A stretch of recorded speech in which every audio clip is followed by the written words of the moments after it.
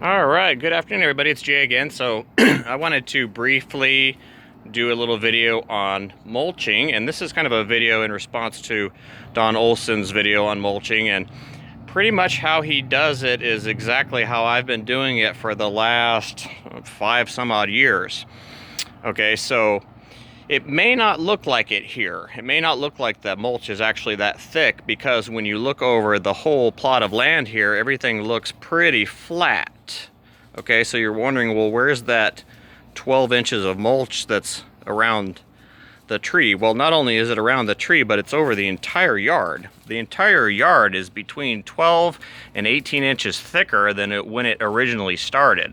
Okay, so that's why it doesn't look like it's that deep, but it is. Okay, so as you come away from the trunk, he recommends about 3 feet. I've got mine close to 3 feet. It's not quite 3 feet, and that's just due to the proximity of the plant that's closest to it, needing its own berm and its own little water well. So you see here, I've got the tree. I'm using a mango for an example here, and so the trunk flare is out of the ground, the root flare is in the ground, and then there's quite a bit of flat space that comes out here before we start to hit the berm. So I've got mine from the center of the tree here. I've got mine at about 33 inches on the peak. So not quite 36, but if you look to the next plant, well, there's a pomegranate here, so it needs a little bit of room too. So it's got that peak kind of centered between the mango here and the pomegranate. And of course the pomegranate has all of its own too. So it's just hard to tell here because, like I said, the whole yard is that thick. Okay, so the whole yard has actually grown about 18 inches, and you can see it out here when I go out here to the edge of my property as compared to my truck. So my truck's sitting out there on the flat ground, and you can maybe see here, if I can go down low enough, how much of that wheel gets covered up. Okay, so it drops down. My yard has literally grown about 1.5 feet. So I'm standing about 1.5 feet up from the level of the street. So the whole entire yard has been filled and mulched with wood chips up to this point. I mean, I'm above the original grade of the sidewalk here. Okay, so all this is that thick, and man, it's really cool to walk on. It's like walking on a drum, because every time you walk on it, it makes kind of a thudding noise, because it's so thick, and it's just a big sandwich. It's just a big sponge of mulch. So yeah, I've got this pretty thick, and I try to keep the trunks as clean as possible. So I try not to pile the mulch and the compost right up here near the actual trunk itself. I want to keep that relatively clean.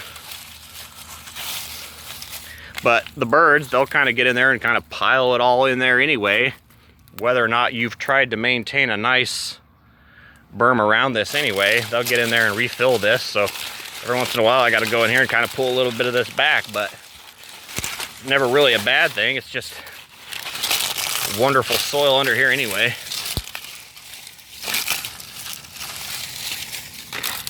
Nope, giving away one of my secrets there. Better hide that. Okay, so yeah. So the soil underneath all that, I mean, I could dig literally with my hand to China.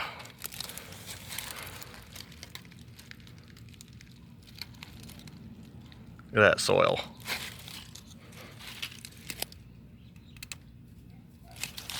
Absolutely gorgeous black soil. I mean, look at this.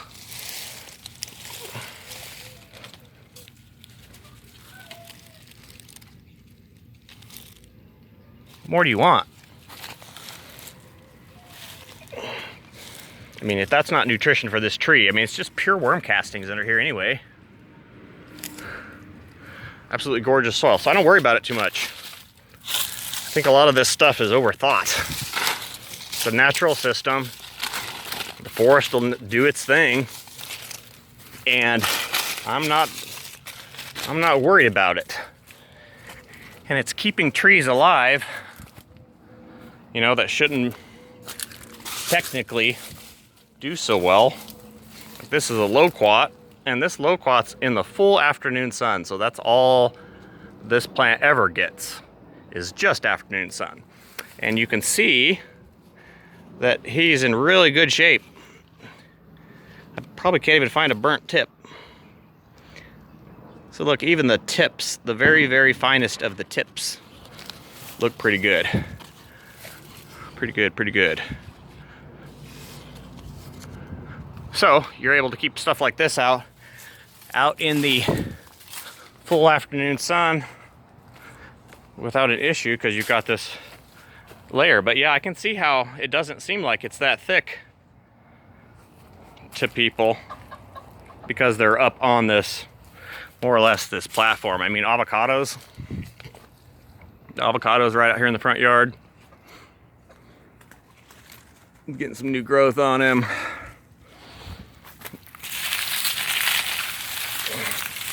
Same thing. I mean, I would dare you to not find soil that looks like this here.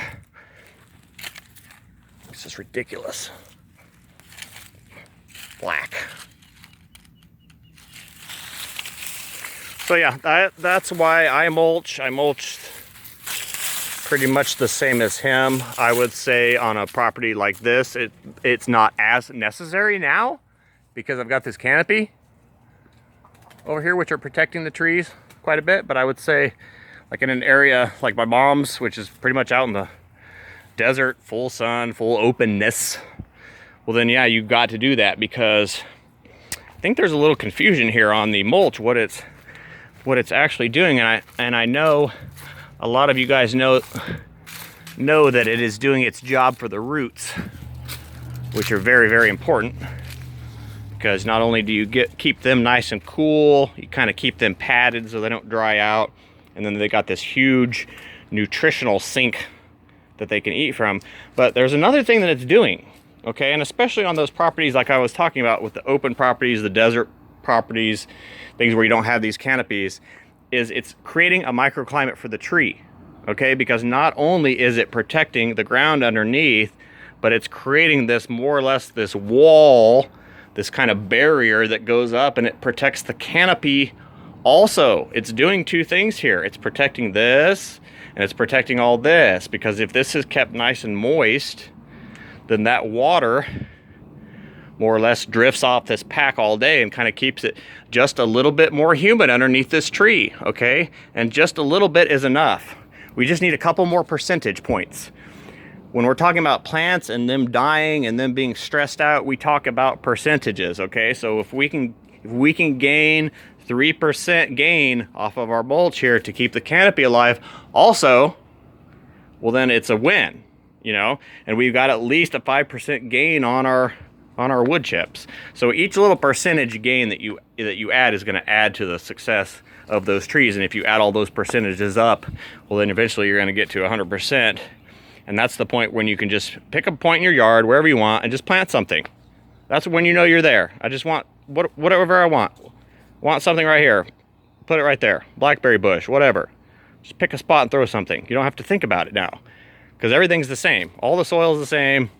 Canopy is the same. Everything's nice and protected.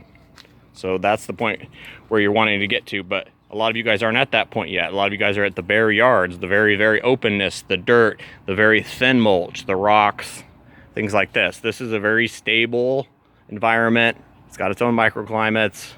And so that is the purpose of the mulch and having it that thick. Dogs like to dig through it too. So it serves quite a few purposes. All right, guys.